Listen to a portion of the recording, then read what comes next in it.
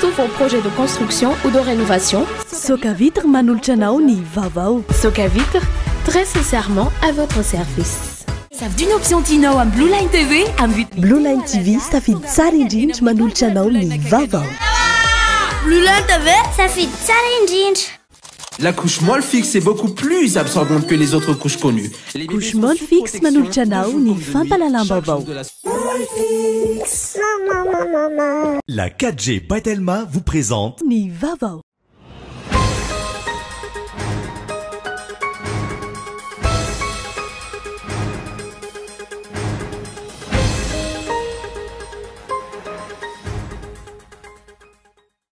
Tsy nahavoray ny volavolan-dalam-pifidianana araka ny lazain'ny filoham-pirenena tamin'ny fandaharana fotoam-bita farany teo ny commission consultative nahitana ireo fiarahamonim-pirenena sy mpanao politika. Manahy ny ahatonga ity lalàna ity ho toy ny fandaniana ny lalàna amin'ny feny serasera izy ireo. Manoloana ny fanontaniana maro napetraky ny mpanara-baovao momba ny toy ny ireo raharaha mafapana eo am-pelantanan'ny Bianco izay zary toa tsy hainompeo tsony ankehitriny dia nanazava izy ireo fa efa anjara amin'ny fitsarana maefa sisa fa efa vita ny anjaran'ny Bianco. Tsy mbola mahazo ireo tombontsoa avy amin'ny tripartite Madagasikara ankehitriny. Ny tsy fampin'ny akora fototra eto amintsika ny teboka lehibe tsy ahafahan'ny orinasa malagasy mahazo tombony amin'izany raha ny fanazavana azo nandritry ny atrikasa izay nitanterahana teo amin'ny Carlton Nosy androany. Miaina mpizahatany tonga eto Madagasikara noho ny fisian'ny valinaretina pesta. Foana avokoa ankehitriny fivezivezen'ny samba mitondra mpizahatany eto amintsika. Maresaka iraisam-pirenena nitrangana orohorontany mahery vaika nahatratra 7.3 teo amin'ny mardrefin'ny Richter teo anelanelan'ny Iran sy Irak ny alahady alina teo. Raha ny tatitra vonjimaiky avy amin'ny mpamonjy mahatratra 200 ireo isan'ny maty. Dinireo arahanao afaka fotoana fohy.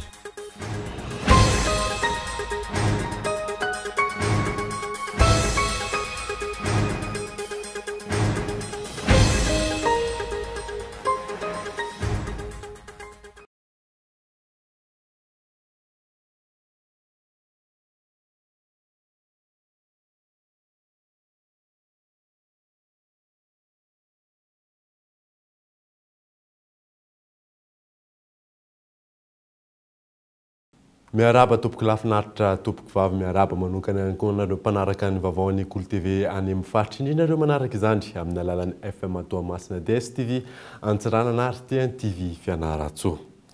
Nanomboantsika ny vaovao amin'ny ity alina ity dia tsy nahavoray ny volavolan-dalam-pifidianana araka ny lazain'ny filoham-pirenena tamin'ny fandaharana fotoam-bita farany teo ny commission consultative nahitana ireo fiarahamonim-pirenena sy mpanao politika. Manahy ny ahatonga ity lalàna ity ho toy ny fandaniana ny lalàna amin'ny feny serasera izy ireo. Faradiny Fezora Faly. Nantsoina ny rehetra ary afaka nanome sosokevitra malalaka. Fakakevitra malalaka hoy aho sy mivelatra tany amin'ny faritra samihafa ny natao. Nalaina ny hevitra ny mpanao politika tsakanavaka, ny fiarahamonim-pirenena, ny teknisianina, ny mpahay lalàna, ny tompona raiki-panjakana izay misahana ny fifidianana. Naravona teny anivon'ny komity iraisan'ny ministera voakasiky ny fifidianana ary avy eo naverina ho amarininy ireo nandray anjara tamin'ny fanomezana ny sosokevitra rehetra amin'izao fotoana izao. Izay no ampahany tamin'ny fandaharana fotoam-bita farany teo ny resahan'ny filoham-pirenena mikasika ny lalàna amin'ny feny fifidianana. Ankilany nefa raha ny fanadihadiana natao, milaza ho tsy mbola naharay io tatitra nambarany izay avy amin'ny komite raisan'ny ministera misahana ny fifidianana io, ireo mpanao politika sy fiarahamonim-pirenena nandroso sosokevitra andrafetana ny lalàna hifehy ny fifidianana. Mbola tsy naharay io zahay tato amin'ny commission consultative an'izay mety hoe avant projet de loi zay ankoatra izay nasehoan'ny comité interministériel teny amin'ny Carlton. Raha tsy tonga eny anivon'ny antenimena-pirenena ilay avant projet de loi ary raha tsy diso koa mbola tsy nandalo conseil de gouvernement ilay avant projet de loi. Nay zavatra ara-dalàna hoe ity ny lalàna narosonay dia aminay le lalàna narosonay ho jerenay. Raha ohatra misy consensuel amin'ny zavatra naroso dia raha-basoa raha-batsara. Fa raha ohatra le izy tsy mifanaraka amin'ny zavatra nataonay dia angataka izay hoe ahitsito ny zavatra ity. ho azy ireo mipetraka ny aia sao tahaka ny fandaninany lalàna 4 aotra 7 mifehy ny serasera ny fandaninany lalàna mifehy ny fifidianana izay mpanao politika no efa niteny sahady hoe sodena manaraka ny zavatra nisy tamin'ilay code de communication ny eto Madagasikara dia fantatritsika tsara hatreto aloha hoe ahoana ny fandehan'izany lalàna fidinana amin'ny Assemblée nationale zany matetika dia izay projet de loi avoakany gouvernement ihany no lany tsisy fanitina mbola tsy naheno aho hoe nisy an'izany débat zany tao ka no ny débat nisy ka novana ny projet natolotry ny gouvernement atahorany io hitovy tsisy valaka amin'ny code de la communication hoe tsy ho aseho an'ny fitondram-panjakana indray le rizanteny dia va tonga any amin'ny anteniny era-pirenena zay vao alalan'iny daholo ohatran'le nahazo mpanao gazety mihitsy hoe efa nandalo tao amin'ny conseil des ministres ilay avant projet de loi momba ny code de la communication zay vao nafantatra mpanao gazety dia efa tsisy ninina azo natao tsony zay no mahatonga ny hoe dian'izao dia hamafisina zany ilay pression sy ny fangatahana rehetra mba hoe melohany andalovany eo amin'ny conseil des ministres ankatoavany conseil des ministres azy dia mba mahita ny mpanao politika sy ny société civile. Nivondrona ao anatin'ny comité de vigilance démocratique pour les élections araka izany ireo antoko politika misy 12 miaraka amin'ny fiarahamonina sivily anaramaso dian'izao ny lalàna ifehy ny fifidianana sy ny fiatrehana izany. Takin'izy ireo raha ny fanambarana nataony androany ny hanomezana mazava tsy misy atakandro ny volavolan-dalàna ifehy ny fifidianana mifanaraka amin'ny fankankevitra natao mialoha ny androsoana azy eo anivony ny filan-kevitra ny gouvernemanta sy ny fandaninana izany eny amin'ny antenimera rotonta. Takin'izy ireo ihany koa ny ampelezana io lalàna io fantatry ny olom-pirenena. Ahin'izy ireo ny isin'ny tsy fanajana lalàna ikitiana ny fepitaona hitondran'ny filohan-kehitriny ka tsy hanatanterahana ny fifidianana amin'ny taona 2024. Ankoatra izay miantso ny fanohana ny fianakaviam-be iraisam-pirenena ihany koa izy ireo anohana ny hetsika ataony ametrahana ny demokrasia marina eto Madagasikara.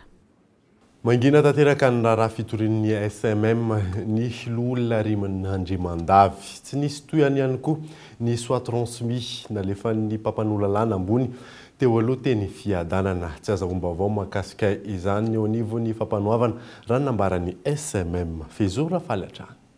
Manginatra eto Artsire ny toy ny fitorian'ny filohan'ny SMM ny olona Rinandrimandavy sy ny soit transmis nalefan'ny mpampanolalàna ambony eo anivon'ny tribunal ambaratonga voalohany teo aloha Randrenasolo Jacques izay lasa nisotro ronono. Ny ministry ny fitsarana teo aloha Charles Andremiseza no voatendry solon'ny toerany amin'izao fotoana izao. Aiza ho aiza ny toy ny raharaha fitorinan'ny olona Rinandrimandavy izay nosotomin'ny ministeran'ny fitsarana tamin'ny fotoana naministra azy. Tsy azono vaovao mikasika izany ny teo anivon'ny fampanoavana. Miantona ihany koa ny fanadiadiana tokony atao azy raha nambarany ny mpikambana ao amin'ny syndicat-ny mpitsara izay voafito mpikambana ao amin'ny filan-kevitra ambonin'ny mpitsara. Ny soit transmis ny procureur général tamin'izany andro dia hoe pour enquête et éventuellement déferment zany hoe fanadiadiana na koa mety hitarika fampiakarana azy eny amin'ny fampanoavana. Hatreto nefa zany le izy sady tsy nisy ilay fanadiadiana mazava ho azy fa tsisy koa ny fiakarany teny fampanoavana fa le izy pour enquête any amin'ny gendarme le dossier dia iny efa nysotomina sahady iny. Barony SMM aloha fahafantarako azy hatreto dia tsy sasatra manontany foana hoe nakaizy io dossier io fa valiny foana dia hoe tsy fantatra ny valiny tsy fantatra izy nalehany nefa fantatra antsika fa any amin'ny ministeran'ny fitsarana le dossier anotaninany any amin'ny procureur de la République tsy mahita valiny. Raha tsy ahivina ny volana May lasa teo taorian'ny fitorin'ny filohan'ny SMM ny olona Rinandrimandavy nisy ny soit transmis nalefan'ny mpampanolalàna ambony teo aloha teny anivon'ny gendarmerie pirenena teny fiadanana hanaovana fanadiadiana azy. Fotoana fohy taorian'izay nesoriny ministra iray teny amin'ny zandary io soit transmis io. Fandrahonana ho faty raha tsy ahivina no votoatiny ny fitoriana. Ankoatra ny raharaha mampifanolana azy amin'ny SMM, raharaha iray hanenjehan'ny fitsarana azy ihany koa ny fatratrarana ambodiomby sy fitarian'olona nitoraka sy nanimba barao-panjakana tamin'ny nanaovana fanadiadiana ny Claudine Razimamonjy teny amin'ny Bianco Ambohibao.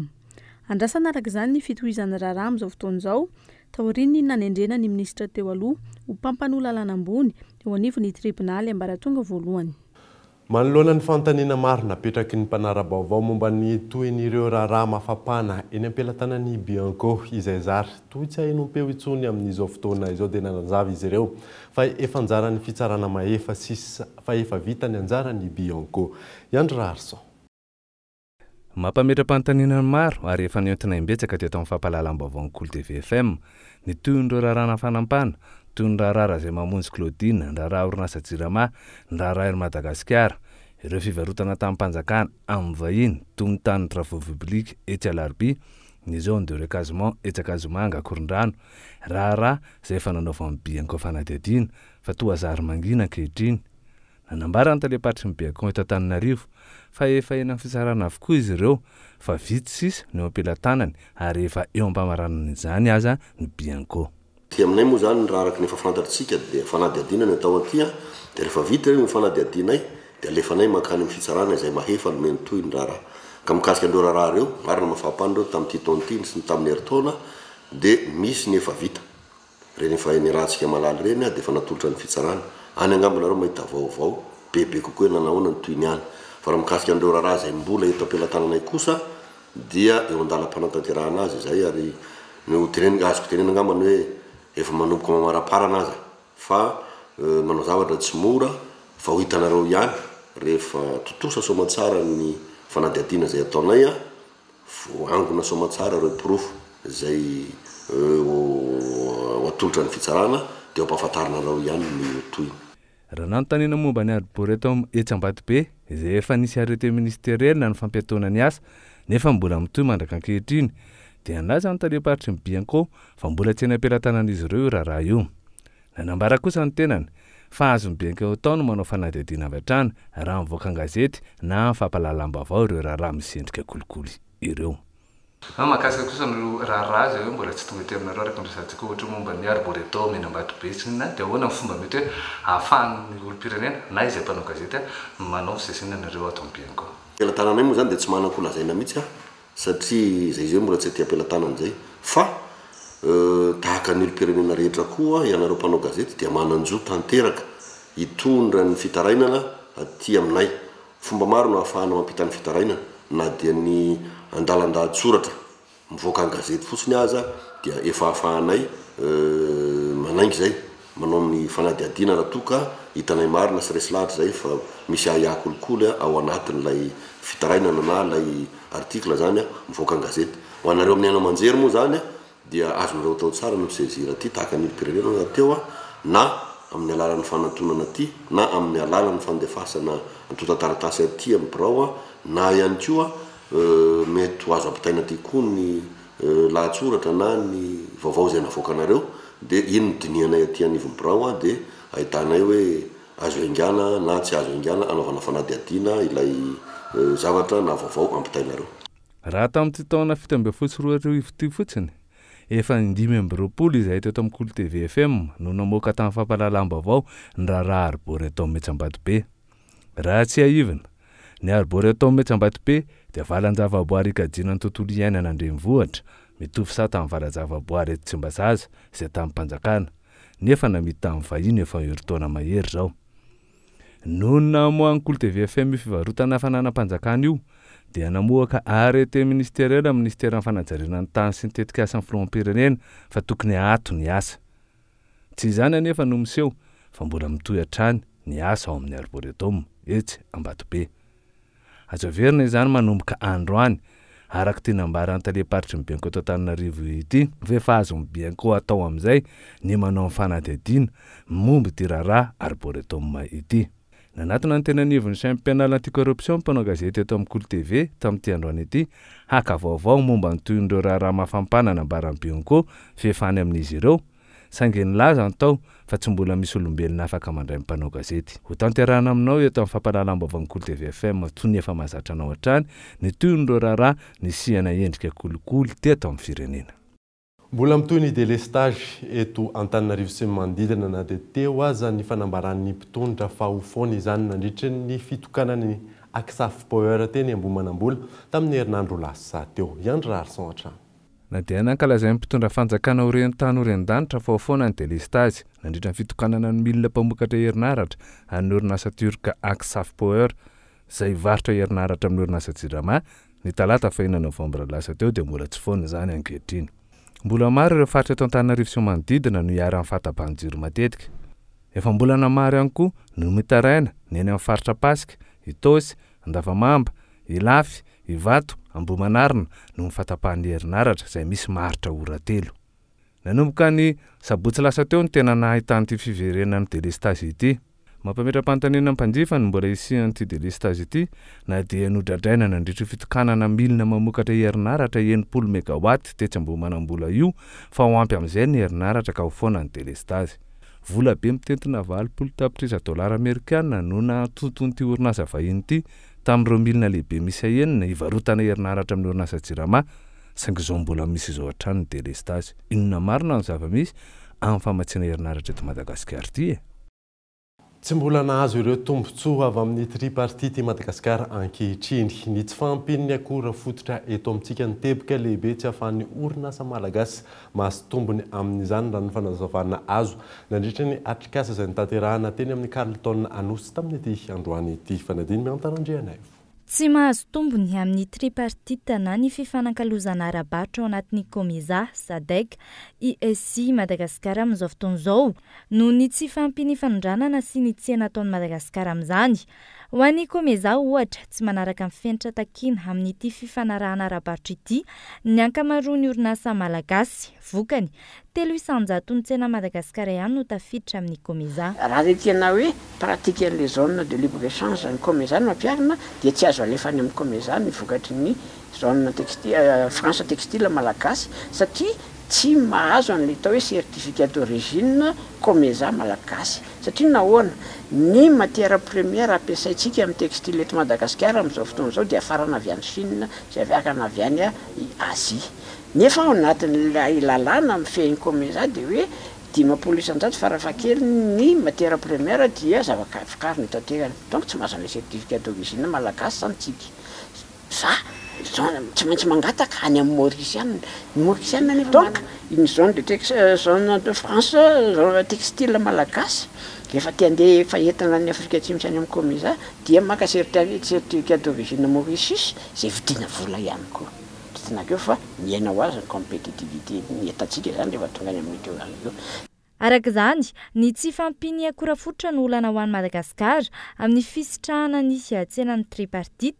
Eo ihany koa ny tany fanondranana izay mbola ambany oharina amin'ny entana miditra eto Madagasikara. Ny entana malagasy sasasasany angeva misy tsara e. Ohatra ny teneniko teo bonbon, chocolat sy ny kiraro, ny akanjo zao. Ny produits du textile Madagascar c'est de bonne qualité, meilleure qualité dans le monde. Matoa afaka miditra ny amin'ny tsena européenne sy tsena américaine. Izay fokarin'ireo zao ny français eo. Mazava amintsika amin'izany.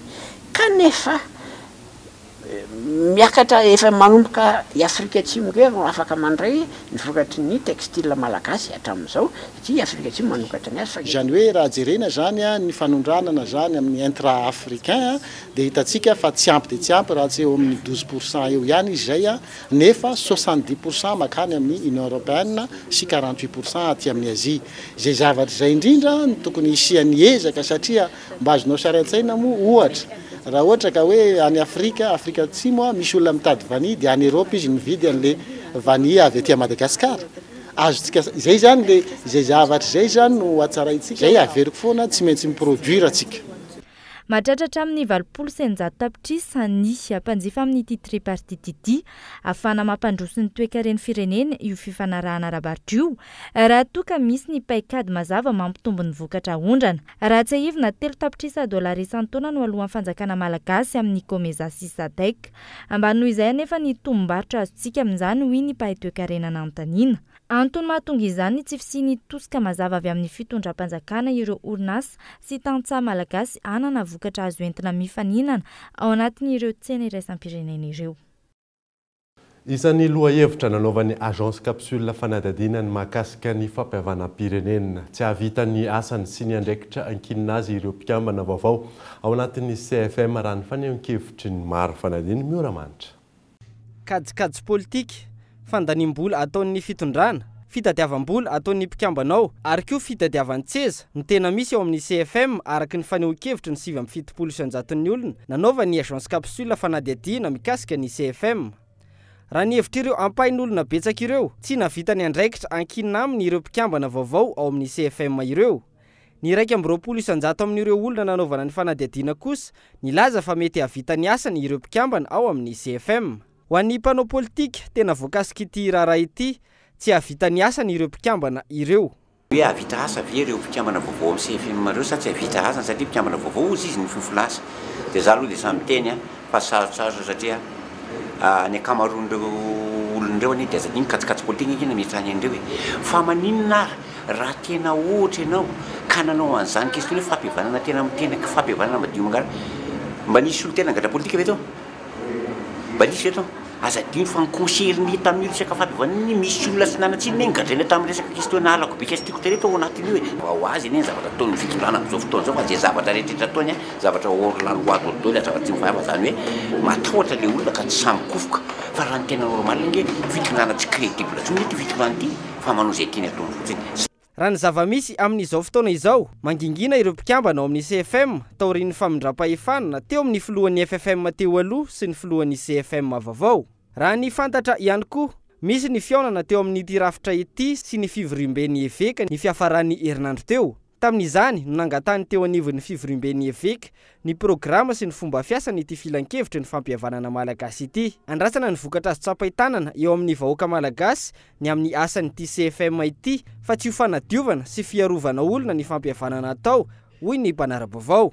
Anaraka dokavarotra isika mialohan'ny anoizantsika ny vaovao izay tanany etsika nataony VMMM ny fandravana fefy teny ankasana ary ny iray volan'ny sary manomboka tamin'ny ity androany ity.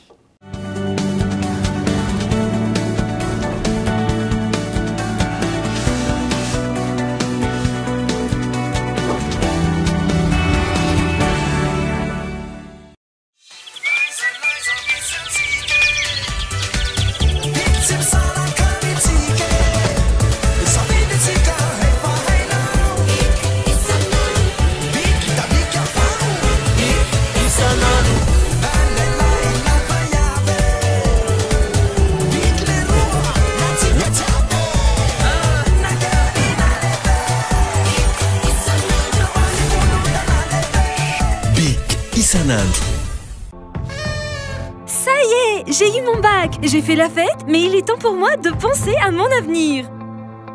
En comparant les établissements de formation, j'ai choisi une école sérieuse qui garantit l'épanouissement que je recherche. Vous aussi? Faites comme moi, faites le bon choix. Concours 7-8 décembre. ISCAM, allez là où vont les élites.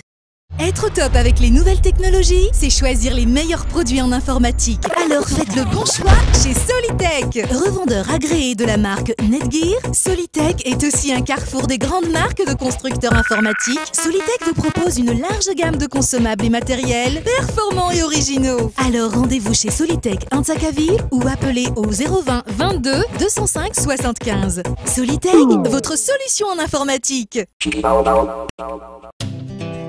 Je m'appelle Lalaine. Déjà petit, j'en rêvais. Il a suffi d'un geste, une simple pièce de monnaie et le rêve débute. Avec le temps, j'ai grandi avec ma passion. Et puis, j'ai fait la rencontre d'un partenaire de vie, Mvoul, et mon téléphone est devenu ma tirelire. J'économise tous les jours avec Mvoul, où que je sois. Avec Mvoul, je peux aussi avoir immédiatement une avance. Et mon rêve se réalise. Besoin d'une avance? Mvoul avance. Mvoul avance immédiatement jusqu'à 500 000 arrières. Tapez le dièse 111 étoile 1 dièse. Mvoul, simple, immédiat, sécurisé. Mesdames, messieurs, chers parents, voici Théo, le bébé qui consomme le plus de liquide au monde. Le monde entier parle de lui. La vraie question est de savoir, quelle couche peut absorber autant de liquide? Quelle couche Théo utilise-t-il? Mon fils Théo utilise bien sûr la couche de bébé la plus absorbante, la couche Molfix. La couche Molfix est beaucoup plus absorbante que les autres couches connues. Les bébés sont sous protection de jour comme de nuit, chaque jour de la semaine. Molfix. Maman. Promo rentrée. La fibre by Telma est à seulement 249 000 arias. Partout à Madagascar, vite installé. Illimité. Ultra rapide. Seulement à 249 000 arias. La fibre by Telma, c'est maintenant. Telma, numéro 1 de l'Internet à Madagascar.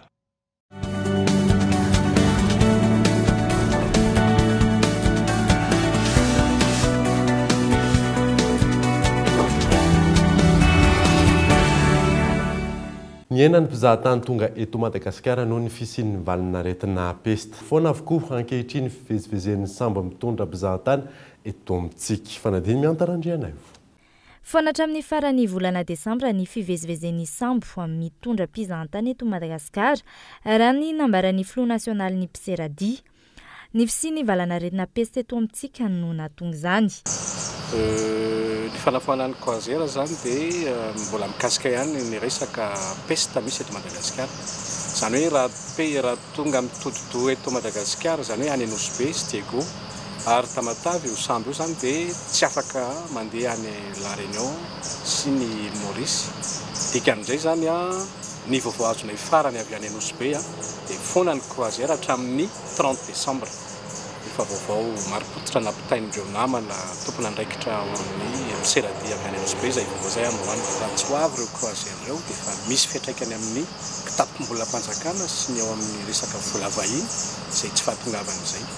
Eto amin'ity trano fandraisam-bahiny nanaovana fanadihadiana ity ihany koa, mahatratra amin'ny 300 ny tahan'ireo nanao fanafoanana ny réservation d'hôtel hoy ny tompon'andraikitra noho ny fiparihan'ny valanaretina peste izay hatrany. Teo ihany koa ny fanafoanana ireo hetsika maro. Disons qu'actuellement, c'est vrai qu'on a eu une grosse perte de clientèle avec tout. Marina fa very mpanjifa maro izahay amin'izao fotoana izao, indrindra ireo vahiny avy any amin'ny ranomasimbe Indiana. Tato anatin'ny herinandro no nanomboka ny verina tsikelikely zany, saingy mbola maro ireo manohy manafoana ny famandeha toerana ato aminay. Tamin'ilay hetsika ara-panatanjahantena handball, saika no tanterahana teto amintsika izao, nanafoana ny famandeha toerana avokoa izy ireo noho ny valanaretina peste. Efa betsaka kosa ireo nataonay isorohana ny aretina. Nisy ny fandrarahana fanafody anatiny sy ivelany, nataon'ireo manampahaizana amin'izany. Sectiser complètement l'hôtel du sol au plafond. Fa tsy antoka ho an'ny mpisehatra rehetra eo amin'ny tontolon'ny fizahantany io fienany fidiran'ny vahiny eto Madagasikara io, miatraika mivantana amin'ny sosialim-bahoaka ny fotony sy ny toe-karena izany. Eo amin'ny ray hetsy isan'andro no tokony vola hiditra ho an'ny mpiserady anankiray raha mitondra mpizahatany 4 ka hatramin'ny 7 izy. Dia eritreretintsika amin'izany zany ny fatiantoka ho an'ilay mpiserady sy ny fianakaviany raha ohatra ka tsy tanteraka izany zavatra izany. Raha nambarako teo ho avy zao ny faran'ny taona, ho avy ny fety aorian'ny Desambra dia misy ny atao hoe basse saison. Tsy misy zany ny fidiram-bola amin'izay fotoana izay. Ka raha izao dia efa manomboka ilay basse saison dia efa ho sahirana zany ny mpiserady sy ny mpisehatra eo amin'ny fizahantany rehetrarehetra. Tsy ny mpiserady irery ihany no mahazo tombontsoa amin'ny croisière fa ao ireo mpampanao fiara, ao ireo hôtely, trano fandraisam-bahiny, fisakafoanana, ao koa ireo mpivarotra. Hatreto raha ny antotanisa avy amin'ny BNGRC, misy hatrany ireo olona ahitana trangana peste isan'andro. Mbola tsy voafeny valanaretina peste eto Madagasikara amin'izao fotoana izao, niembotra amin'ny fiandohan'ny volana Desambra ny kampania ny vaksiny miady amin'ny polio izay tokony ho ataony volana Oktobra lasa teo. Kaetan Andriatsilavo. Raha ny tokony ho izy, isaky ny 9 ny fanatanterahana ny vaksiny miady amin'ny polio na ny lefakozatra. Izany hoe taorina ny volana Martsa 17 tokony ho tamin'ny volana Oktobra lasa teo ny nanatanterahana ny andiny manaraka. Noho ny fiparitahan'ny valanaretina peste izay mbola tsy voafehitra amin'izao anefa, dia naembotra amin'ny fiandohan'ny volana Desambra 17 izany. Raha nahatratra hatrany amin'ny 5,700 ny fanentanana amin'ny polio teto Madagasikara ny taona 2020, tanjona ny atratrarana hatrany amin'ny 700 ny ireo zaza latsaky ny 5 taona izay manodidina ny 7 sy 4 tapitrisa amin'izao fotoana izao hoy ny tompon'andraikitra. Raha ny tatitra farany navoaka ny BNGRC, mbola mijanona ho faritra mena ny faritra Nalamanga manoloana ny aretina peste. Miisa 3 ny tranga ny andro ny faraka amin'ny 10 ny volana Novambra, ary teto Nalamanga avokoa izy ireo. Miisa 430 ireo mbola manaraka fijaboana eny amin'ny hôpitaly natokana hitsaboana ny peste. Misy sa 2 ny andron'ny 10 Novambra. Raha totaly, misy sa 450 ireo marary voatsabo hatramin'ny fiandohan'ny volana Aogositra. Na izany aza, mbola mitohy ny fandraisana faipetra eny anivon'ny faritra nahitana ny trangana peste teto amintsika. Nanamafy hatrany ny teo anivon'ny Ministeran'ny Fahasalamana fa tsy misy ary tsao ny fanaovana vaksiny amin'ny peste izay niteraka korotana ny faran'ny herinandro lasa teo. Fanontaniana mipetraka manoloan'ireo dia ny hoe anao ahoana ny fomba fiasa sy ny fanatanterahana io ady amin'ny polio izay kasana atao ny volana Desambra io raha toa ka mbola misy ny faritra mena vokatry ny fianaky ny valana aretina peste. Raha ny hita aloha, inona tsy resana intsony ny peste na dia tsy mbola fongatra tanteraka azy. Tsy miova intsony ny tatitra voaray ny 10 ny volana Novambra sy ny 11 ny volana Novambra. Voalaza nefa fa misy mandrakariva ny tranga vaovao na eo aza ireo voatsabo ka nalefa nody. Natomboka androany teny amin'ny foibe ny vehivavy malagasy miara-miainga ny fampiofanana mamaky teny sy manoratra ho an'ny olon-dehibe, fampiofanana maimaim-pona tanteraka izay nikarakarain'ny fikambanana entina nampiana ny olon-drehetra. Tafiditra tanteraka anatin'ny vinany VMMM mahakasika ny fanabeazana ny hetsika. Maro ny tonga nanatrika izany tamin'ity androany ity Ratsahivana. Maro ireo efa nahazo tombontsoa tamin'ny hetsika fampiofanana mamaky teny sy manoratra izay nikarakarain'ny VMMM tamin'ny andiany teo aloha.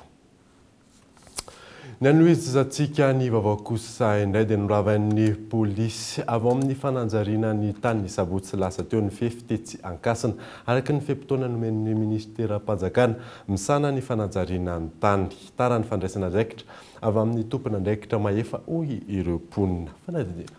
Tapitra ny sabotsy lasa teo ny fepitona 720 nomen'ny ministeram-panjakana misana ny fananjariana ny tany. Ireo olona manao fanotovana tsy ara-dalàna tanimbary tetsy ankasina tsinanana. Raha ny fanadihadiana natao, tsy nisy ny finiavana avy amin'ireo olona ireo andravan'ny fefy sy amerina amin'ny laony ny tanimbary izay nototofany. Ireo polisy avy eo anivon'ny fanajariana ny tany nohidina teny an-toerana ka nandravan'ny fefy ny sabotsy lasa teo raha nambaran'ireo mponina teny an-toerana androany. Izany tsy nanatsy maso zany fa ny zanako ny tantara hoe nisy polisy ny fanjavanan'izy io. Tamin'ny maraina no nandeha dia nisy polisy tery amin'ny lalàna tery Ray Mazda zany. Fa zany tsy ekefiko hoe anjaiko tsetry zareo. Satria tsy ara-dalàna ilay zavatra ataon'ny zareo. Olona ray ve ny tinja titry olona firy. Dia izay no nisy orana betabe anareo mikarakara. Ho an'ireo tompon'ny tanimbary ny toerana, azo lazaina ho tara ihany ny fandraisana andraikitra ny fanjakana manoloana ity raharaha ity. Efa tara n'olona efa andraisana andraikitra raha aminay manokana zany satria efa be zao mivarin'olona simba ao anatin'io. Taninay faharoany ihany hoe mba tokony anara-maso foana ilay fanjakana. Satria mijaly ilay majinika kely ohatranay. Ankoatra ny fandravana ny fefy nataon'ny ministera tompona andraikitra androany sy ny fanesorana ny tany nanotovana ny tanimbary. Efa nisy ihany koa ny fitondrana izao raharaha izao eny anivon'ny fitsarana mahefa. Raha ny loharaham-baovao voaray, efa mpamerikeloka ireto teratany vahiny ao ambadika izao raharaha izao. Andrasana araka izany ny toy ny fitsarana. Teratany karana iray no nisy nitifitra teny Ambatobe io maraina io tokony tamin'ny 7 raha latsaka voatifitra teo amin'ny takolany avy ilay karana ka nahiditra vonjomaika eny amin'ny hôpitaly. Tsy mbola fantatra hatreto ny antony sy ireo nanao ny fitifirana. Porofo entina familaza fa tsy milama intsony ny fiarahamonina malagasy. Androany tokony ho tamin'ny 7 sy 40 minitra raikitra ny fampitifirana tetsy Ambatobe. Teratany karana iray mpandraharaha tao anaty fiara ny olona sibatra tamin'izany. Raha ny loharanom-baovao azo, olona mitondra moto no nitifitra io mpandraharaha io. Voatifitra teo amin'ny takolany avia ity karana ity ka nentina vonjomaika teny amin'ny hôpitaly. Hatreto, tsy fantatra mazava ny antony sy ireo nanao ny fitifirana. Ny nanaitra ny maro teny an-toerana dia nahita ny bala avy nampiasain'izy ireo. Raha ny hita sy ny zava-misy eny anivon'ny fiarahamonina amin'izao fotoana, tsy misy afaka miaina am-pilaminana intsony ny vahoaka. Ireo vahoaka madinika, lasibatra ny fanendana sy ny sity mahery, ny vakitrano sy ny tsatokantsy, ary ny fisolokiana isan-karazany avy amin'ireo mpanao asa ratsy. Eo ihany koa ny tsindry sy ny fanararotam-pahefana ataon'ireo manam-pahefana isan-karazany. Ireo mpandraharaha sy mpiara-miasa aminy kosa indray, lasibatry ny fakanan-keriny sy ny fampitifirana tahaka izao, ny tranga teto Ambatobe izao. Ireo manan-katao, afaka manakarama-piambina manokana sisa no afaka miriry. Na izany aza, manay mafy ny ainy sy ny fananany ihany koa izy ireo. aiza ho aiza ny fampanantenana nataon'ny prime ministre lehibe ny governemanta ny amin'ny fametrahana fandripahalemana eto amintsika manoloana izany.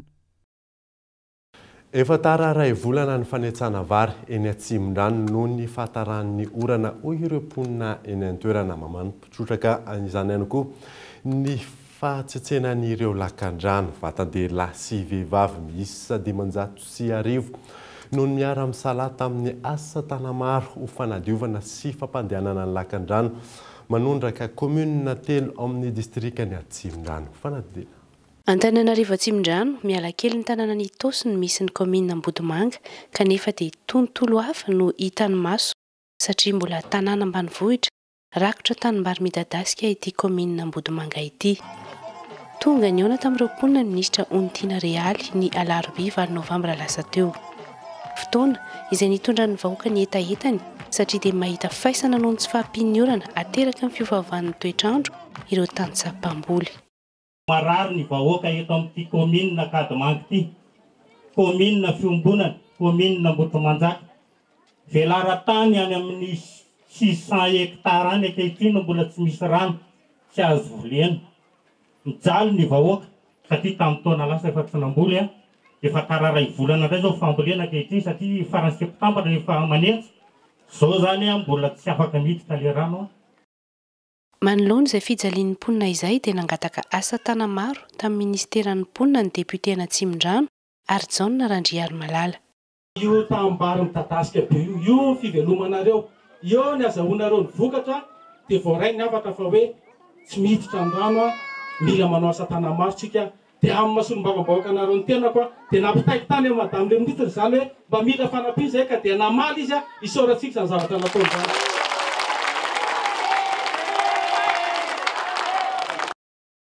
Vatan-dehilahy sy vehivavy miisa 510 noho izany no azo tampoka sasarana 5,000 ariary isan'olona amin'ny fanatanterana ny asa tana maro mandritra ny 3 andro. Nanomboka ny alarobia 9 novambra teo ny asa tana maro.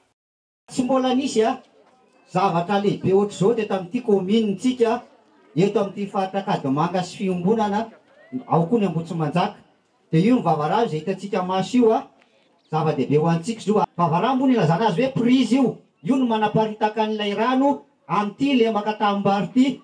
Dia ilay tatatra zany iny misy tatatra kanal voany hitantsika tsara iny iny pression manaparitaka an'ilay rano avy aty sy ny avy ary zany adintsika lalina iny mba azahoantsika manetsa aingana satria efa tara be tsika. Fianakaviana tantsa miisa 910 ao amin'ny distrikana Atsimon-drano no azo tombotsoa amin'izao asa tana maro mifototra amin'ny fampandrosoana iny foton'izao. Tanora miisa 10 indray no azo fiofanana maimaimpona avy amin'ny centre d'excellence en entrepreneuriat amin'ity taona ity ka ny zoma ho avy izao no anomboka ny fiofanana. Misy ihany koa ny lalao chasse au trésor iarahany centre d'excellence et entrepreneuriat amin'ny Cool FM 8 tebokavalo amin'ity herinandro ity. Mioramandry. Tsy mitsahatra manampy ireo tanora trany ny avy eo anivon'ny centre d'excellence en entrepreneuriat. Ho an'ity taona ity ohatra, tanora miisa 10 manana tetikasa matotra no azo fampiofanana maimaimpona avy amin'izy ireo. Raha nambaran'ny tompona andraikitra, tena manana ny maha-izy azy ireo tanora malagasy na eo amin'ny famokana ny tetikasa izany na eo amin'ny fahandrarahana. Amin'ny zoma avy izao amin'ny folo eo amin'ny le paviatanarena dia miantso anareo mpanao gazety zany zahay satria misy tanora 10 eo. Ho asehanay anareo zany tanora 10 miteny hoe zahay dia vonona anangana ny orinasa anay fa raha mahazo fanampiana dia vonanao an'izay zahay dia zahay ato amin'ny centre d'excellence en entrepreneuriat dia manampy ka ireo tanora 10 ireo zany nitanay tamin'ity taona ity dia amin'ny taona 2024 mandritra n'le fankalazana ny herinandro manokana fandrarana foana ihany dia aseho ndray mandeha ireo zareo hoe reto izy rehefa vita ny fiofanana sy ny fanampiana zany natao tamin'izy ireo. Ny fomba nangalanay anazy zany hoe orinasa mipetraka tsara ve aloha le hevitra n'le orinasa. Faharoa le olona mitondra le tetikasa ve no olona mety indrindra mitondra ny tetikasa io. Ary farany ny tsena ve eo zany hoe tsy lasa loro zareo na tsy lasa tara ohatra mikasika ny marché zany. Dia fanampin'izay hoe olona tena manana le fisoatavana intégrité voalohany. Faharoa olona mitondra fiovany amin'ny fiarahamonina ary farany olona mitondra impact zany amin'ny fiarahamonina ihany koa. Ankoatra izany, ho fanamarihana ny herinandron'ny fandrarahana ihany koa misy ny lalao karakarain'ny Cool FM valo amby valopolo teboka valo iarana amin'ny centre d'excellence en entrepreneuriat. Nama zany dia miaraka amin'ny lalao amin'ny le centre amin'ity indray mitoraka ity amin'ny alalan'ny chasse au trésor zay le lalao iarahantsika eto zany ama chasse au trésor zay dia misy foana ny indice ho alefy eto amin'ny Cool FM zany hoe misy indice maromaro latsinainy ka hatramin'ny zoma maraina amin'ny 7 maraina zany misy indice maromaro ho alefy eto ary afaka mandray anjara daholo ny rehetra zany mila ny fepetra fotsiny mila mihaino Cool FM foana ianao zany raha te hanangona zay indice zay satria ny zavatra miandry anao dia misy teti-bolo raha tapitry ariary loka zany azo avy amin'ny lalao io dia rehefa mahangona n'ilay indice ianao latsinainy ka hatramin'ny zoma ka voatanisanao daholo zay omenao zay valiny zay rehefa zoma alefanao MP amin'ny page le centre dia rehefa azonao daholo zay indice rehetrarehetra dia zay mandefa MP voalohany ka mahamarina n'ilay kody no hibatan'ilay ray tapitry ariary. Afaka mandray anjara amin'ity lalao ity avokoa ny rehetra, tsy mifidy taona ary tsy mifidy sokajy.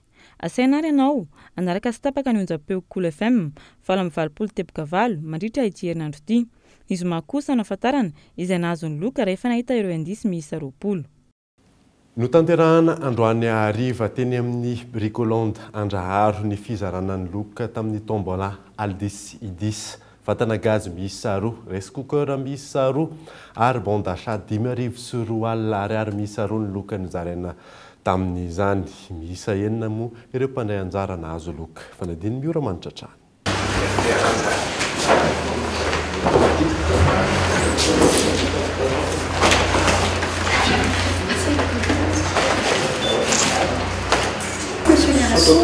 Indrindra manolotra anao sy nandray anjara nandritrizay lalao antsika zay dia marasoanao. Ny karakara lalao ny teo anivon'ny RTM Aldis Idis ny 7 oktobra ka hatramin'ny 4 novambra lasa teo. Lalao ny arana tamin'ny vokatra maro toy ny Axe, Signal, Omo sy ny maro hafa. Toeram-pivarotana miisa 3 no nanaovana ny lalao ka ny roa tamin'ireo no teto Antananarivo renivohitra ary ny iray tany Toamasina. Fitaovana fampiasa an-dakozia no nozaraina ho an'ireo tsara vitana tamin'ity lalao ity ka isan'izany ny fatana gaz miisa 2, ny vilany rice cooker miisa 2 ary ny bon d'achat mitetina 5,4 ariary miisa 2 ahafahana manjifa ireo kojakoja an-dakozia hatrany. Mpandray anjara miisa 9 no zaraina loka androany teny amin'ny efitran'ny EDL Andraharo. Ny karakarainay dia natomboka tamin'ny 7 volana oktobra dia ny farana tamin'ny 4 volana novambra. Izy io dia natao teo anivon'ny point de vente anankitelo zany hoe teo amin'ny fandraisan-tsoa Analakely établissement Mahasoa Anosy Be dia ny anankiray moa zany tany amin'ny tranombarotra ao amin'ny Didao teny Tamatavy. Ny antony nahatonga ny haneriteritra amin'izay dia satria ireny dia anisan'ny ilain'ny fitaovana ilain'ny olona isan'andro foana tsy mifidy hoe rehefa inona no hividanany azy fa ilaina foana mandavantaona. Mbola izy foana ny hetsika izay antenanay fa mbola betsaka ny olona handray anjara amin'izay hetsika ataonay manaraka. Afa-po ireo nandray anjara tamin'ity lalao ity, naneho ny hafaliany sy ny fahafahampo ireo mpandray anjara nahazo loka tamin'ity androany ity. Tsy napoizina mihitsy ilay izy fa hoe milalao dia mba milalao satria izaho koa mpivarotra dia mbanaka entana dia tsara vitana dia misaotra an'Andriamanitra. Mahafinaritra ilay lalao sady tsisy resaka hoe anona fa dia izay mahasoa anao izay ohatran'ny hoe fitahian'Andriamanitra ho anao zany ilay izy dia anjaranao zany satria na zavatra kelikely ary nataonao dia voasary ty anaranao dia anjaranao zany zay le hoe samy manana vitany ny olona tsirairay aby. Fromage ray boaty novidiriko dia anankiray fotsiny zany nataoko dia nahazo dia misaotra an'Andriamanitra lehibe dia misaotra ny sosiete kokoa manaraka an'izany. Andiany voalohany lalao iny ny mpikarakara ary mbola izy ny andiany manaraka. Ho an'ny mpikarakara tafita ny afatra tamin'ity andiany voalohany ity. Hatreto ireo animatrice eny anivon'ny tranombarotra sy ireo karazana affichage no fampahafantarana ataon'izy ireo. No tanterahana androany teny amin'ny Alliance Française Andavamamba ny vernissage ny festival Mois de la Photo. Nisokatra androany ny 17 ary ifarana amin'ny 4 ny volana novambra ho avy zao ny fampiratiny fandidinika eto Andriatsilavo.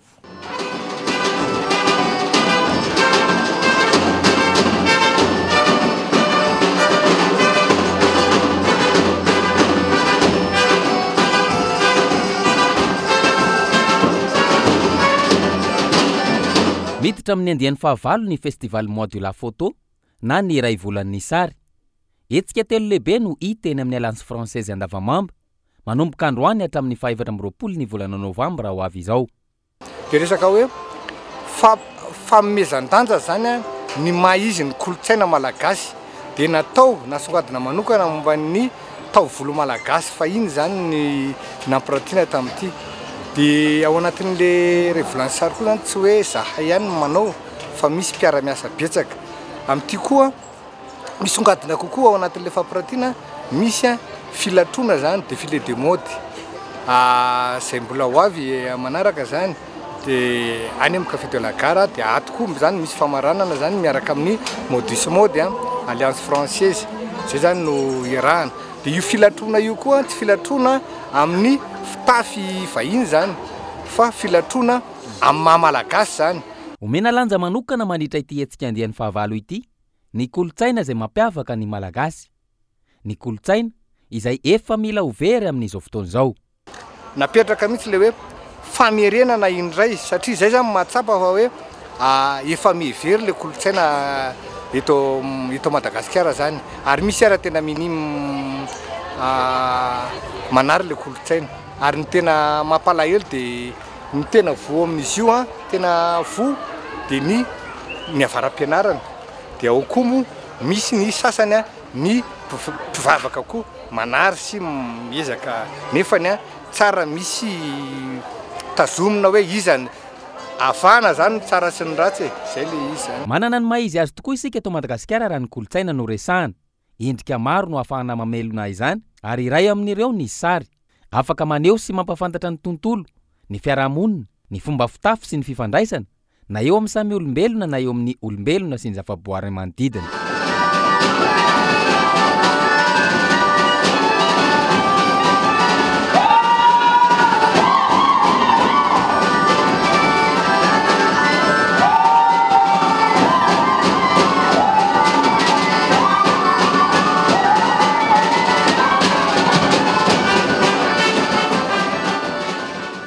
Maresaka iraisampirenena nitrangana horohorontany mahery vaika nahatratra 7.3 teo amin'ny maridrefin'ny Richter teo anelanelan'ny Iran sy Irak ny alahady alina lasa teo raha nitatitra voajobaika avy amin'ireo mpamonjy vona mihoatra ny 200 ireo isan'ny maty. Fanadidiny eo amin'ny sariny France 24. Les clients paniqués tentent de sortir au plus vite. Nitrangana horohorontany mahery vaika teo anelanelan'ny Iran sy Irak ny 12 novambra lasa teo tokony ho tamin'ny 7 alina ora tany an-toerana. Raha ny nambaran'ireo manam-pahaizana nahatratra 7.3 teo amin'ny maridrefin'ny Richter no tanjaka ity horohorontany ity. Tao Iran olona 700 hatreto no fantatra fa namony ainy raha olona maheran'ny 700 no naratra vokatra ity horohorontany ity. Isa izay vonjomaika ihany raha ny nambaran'ny manam-pahefana tany an-toerana. Tao Irak tombanana hoena no maty tao amin'ny faritany Soleimani sy tao Kurdistan. Feno tao anatin'ny fotoana fohy ihany koa ny hôpitaly tany an-toerana ka voatery notsaboana teny amin'ny arabe ireo olona. Ankoatra izay, na eo aza ny atsika any Iran amin'izao fotoana izao, olona maro no nisafidiny atory eny an-tokotany sy eny amin'ny arabe. Raha tsy ivana, ny taona 2024 no nitrangana horohorontany toy izao ihany koa tao amin'ity firenena iraniana ity izay namozana ain'olona maheran'ny 300. Double séisme avait déjà frappé l'ouest de l'Iran. 300 personnes avaient été tuées. Alohan'ny sarana daverina aminao ireo vaovao nisongadina tamin'ity alina ity. Tsy nahavoray ny volavolan-dalam-pifidianana araky ny lazainy filoham-pirenena tamin'ny fandaharana fitombita farany teo ny commission consultative nahitana ireo fiarahamonim-pirenena sy mpanao politika. Manahy ny atonga ity lalàna ity ho toy ny fandaninana lalàna amin'ny feny serasera izy ireo. Manoloana ny fanontaniana maro napetraky ny mpanara-baovao momba ny toyan'ireo raharaha mafapana eo ampelantanan'ny Bianco izay zary toy tsy hainompeo intsony amin'izao fotoana izao dia nanazavy izy ireo fa efa anjaran'ny fitsarana maefa sisa fa efa vita ny anjaran'ny Bianco. Izay mamanana vaovao tamin'ity alina ity ankasitrany ianao nanaraka izany soavamanitra dia veloma mifoda olo tompoko.